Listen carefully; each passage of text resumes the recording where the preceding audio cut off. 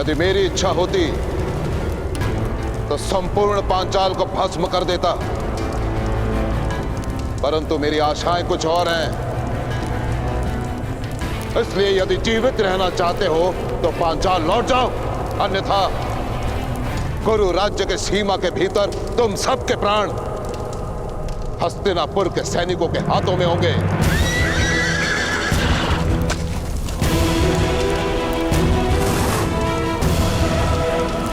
पंचाल की सेना आक्रमण!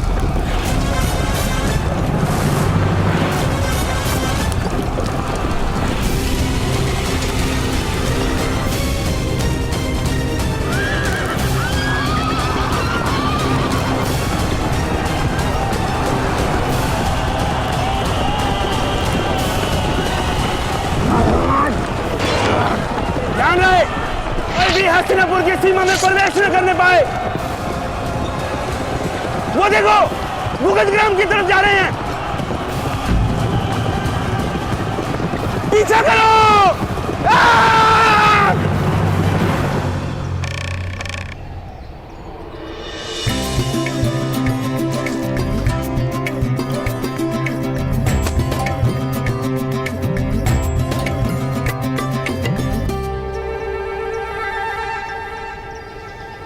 यदि मेरे रक्षा हेतु ये अनुष्ठान है माता, तो मुझे ये फल खाने की आज्ञा होनी चाहिए।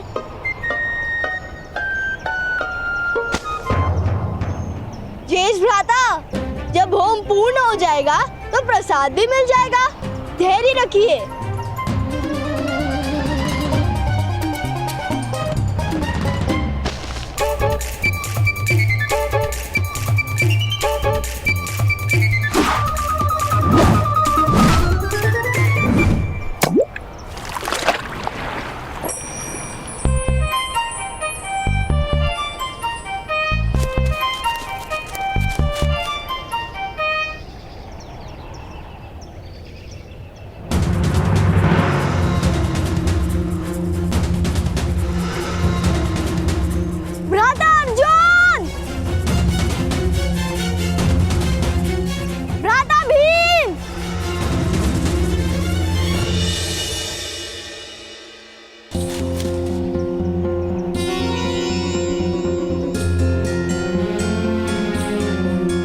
गेंद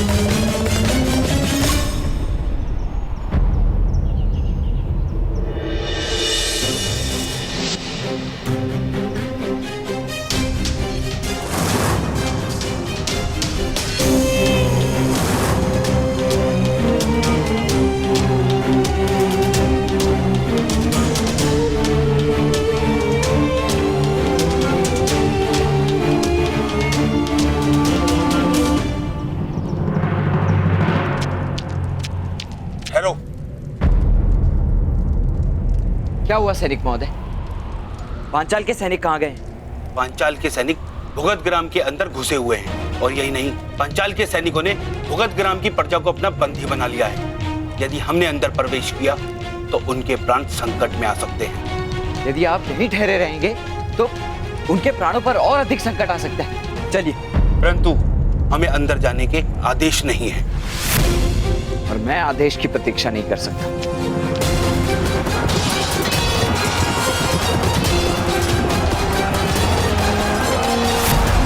सब सूत है, इनकी रक्षा हेतु अपने प्राण कोई नहीं गवाएगा।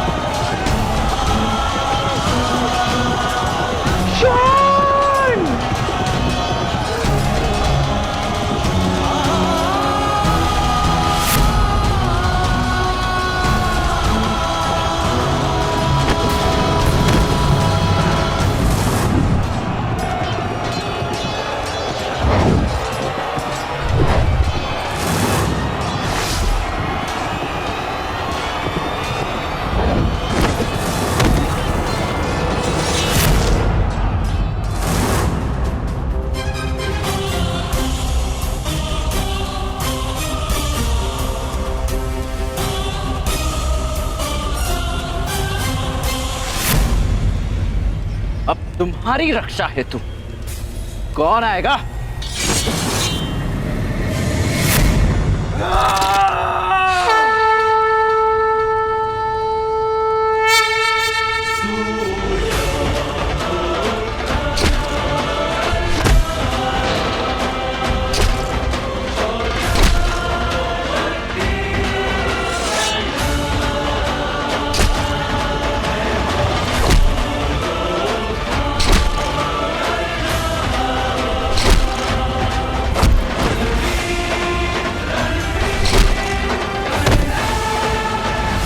रुक जाओ, अन्यथा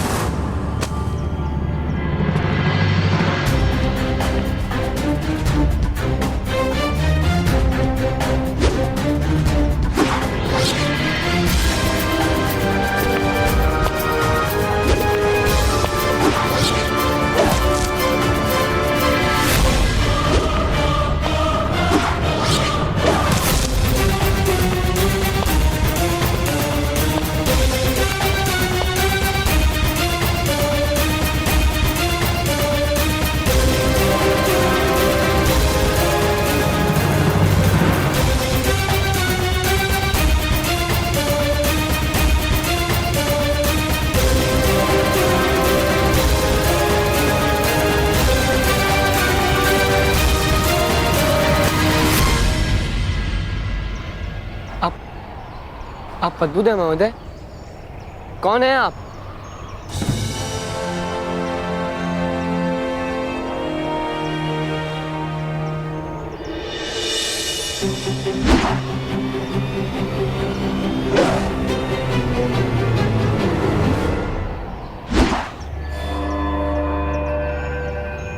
इस प्रश्न का उत्तर तो तुम्हारे पितामह दे सकते हैं राजकुमार। एक मनुष्य का परिचय उसका सामर्थ्य होता है और वही उसका उचित परिचय होता है।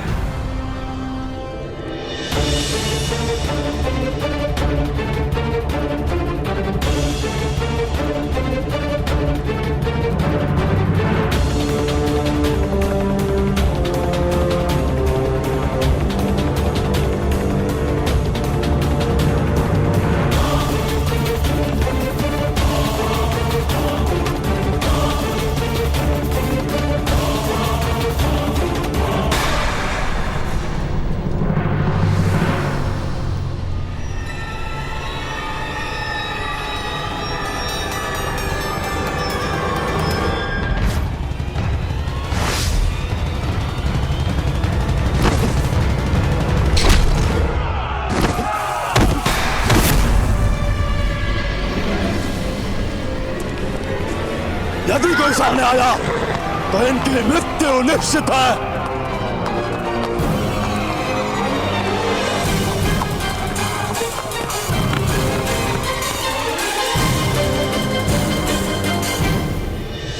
गांधार राज की जय हो। भुगत ग्राम के कुछ प्रजाजनों को बंदी बनाकर पांचाल के सैनिक सीमा पार जा रहे हैं। तो मैं क्या करूं? मुझे मत कहो, जाके पितामह को कहो। महामहिम इस समय हस्तिनापुर में उपस्थित नहीं है और महाराज भी विश्राम में हैं।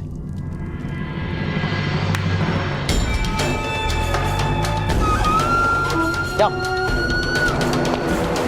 पुत्र, यदि सूतों को बंदी किया है तो उनकी रक्षा हेतु हमारा नया मित्र कर्ण ही वहां गया होगा। वो हमारा मित्र नहीं है मामा श्री। तो अब हो जाएगा मेरे होने वाले सम्राट। जिस अवसर की इतनी प्रतीक्षा हम कर रहे थे वो शीघ्र ही तुम्हें प्राप्त हो गई, और सद्भाग्य से पांडव भी इस समय कुछ अनुष्ठान में लगे हुए हैं। इस अवसर का लाभ उठाओ पुत्र, शीघ्रता करो। और स्मरण रहे, मनुष्य के स्वभाव गुणों में समय सूचकता आवश्यक है। अवसर का अपमान न करो।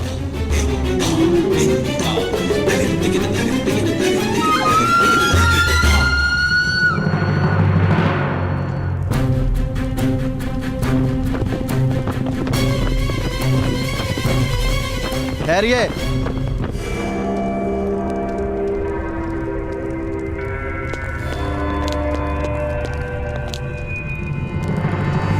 क्या हुआ? आप लोग यहाँ क्यों ठहरे हुए? यह हस्तिनापुर की सीमा है, आगे पांचाल का क्षेत्र आरंभ होता है। हमें पांचाल में जाने की आज्ञा नहीं। यदि हम पांचाल की सीमा में घुसे तो यह युद्ध का आह्वान माना जा सकता है।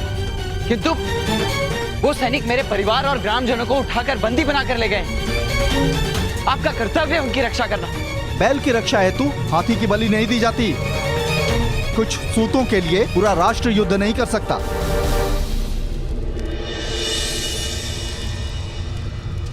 ना मैं सैनिक हूं और ना ही राष्ट्र सेवक, और मुझ पर कोई बंधन भी नहीं है। और यदि है तो मैं उसे मान्य नहीं करता।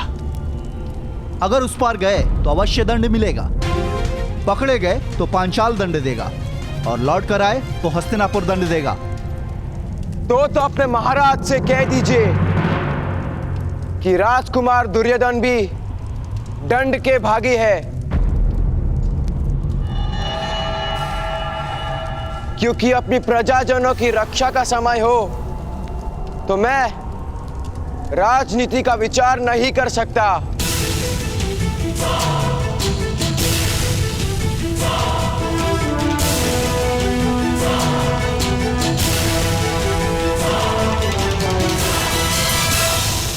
क्योंकि अपनी प्रजाजनों की रक्षा का समय हो तो मैं राजनीति का विचार नहीं कर सकता।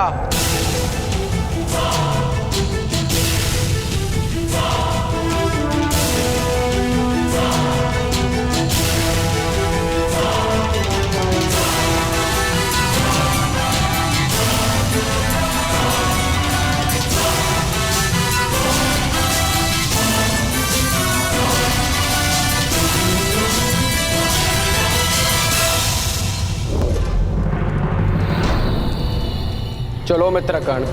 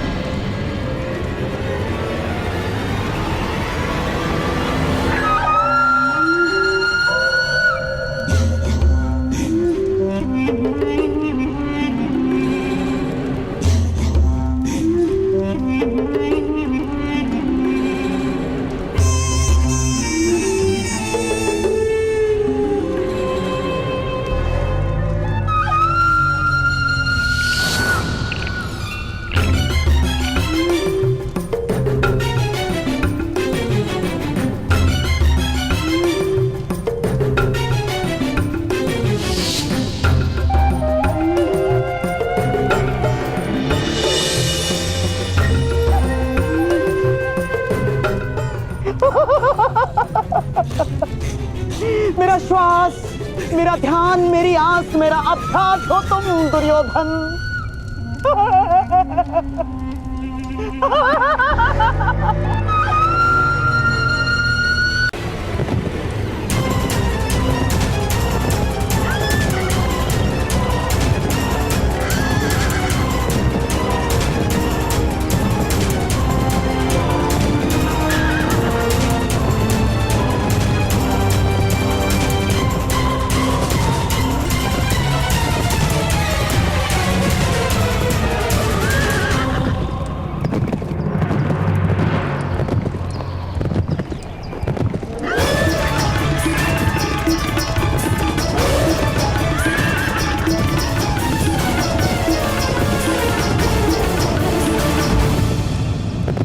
कौन है महोदय?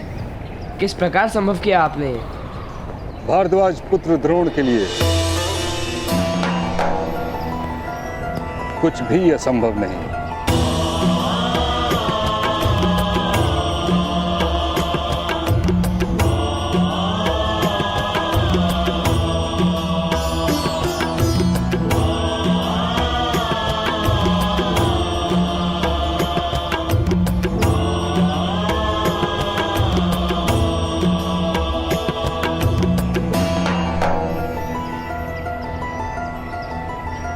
प्रणाम गुरुद्रोण।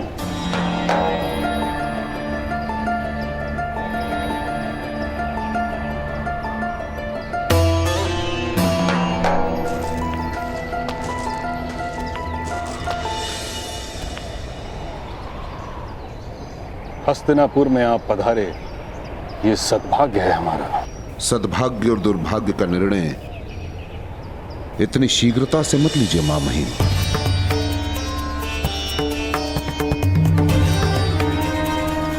आपको भली भांति ज्ञात होगा कि मेरे पिता गुरु भारद्वाज के आश्रम में पांचाल के राजकुमार द्रुपद अभ्यास करते थे। मैं जानता हूं। वो मेरे परम मित्र थे मां महिम। बहुत प्रेम था हम दोनों के बीच, और इसी मित्रता के कारण मैंने द्रुपद को अपनी विद्या में भाग दिया, अपने ज्ञान में भाग दिया। द्रुपद ने मुझे वचन दिया कि उसके जीवन में जितनी भी उपलब्धियां आएंगी उसमें मुझे वो आधा भाग देगा। परंतु जब मैं उसके राज्य का आधा भाग मांगने गया, पता है उसने मेरे साथ क्या किया? उसने मेरा अपमान किया, मेरा तिरस्कार किया।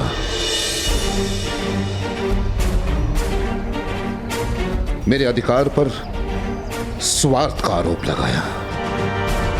स्वार्थी कहा मुझे। उसने केवल एक मित्र का अपमान नहीं किया, उसने एक शिक्षक का भी अपमान किया। और उसी दिन मां महिम मैंने प्रण ले लिया कि एक शिक्षक के अपमान का प्रतिशोध शिष्य लेंगे।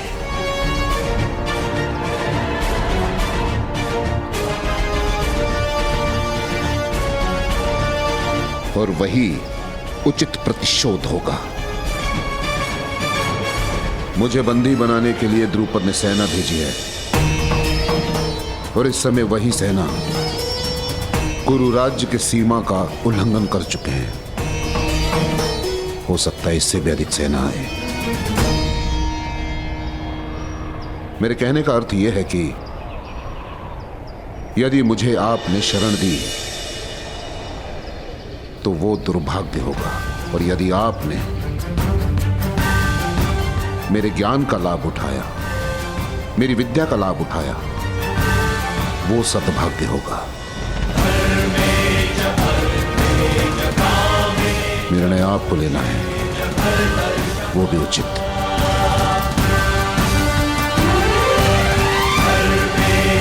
गुरुदेव, सूर्य ग्रहण से होने वाले अंधकार को दुर्भाग्य माना जाता है, किंतु मेघों से जो छायांधकार होता है वो तो सद्भाग्य का प्रथम चिन्ह है।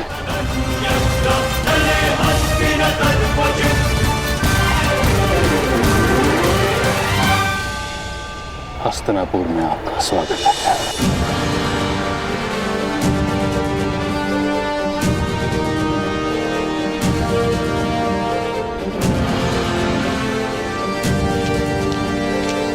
महामहिम, पांचाल के सैनिक कुछ सूत बंदियों को लेकर पांचाल जा रहे हैं।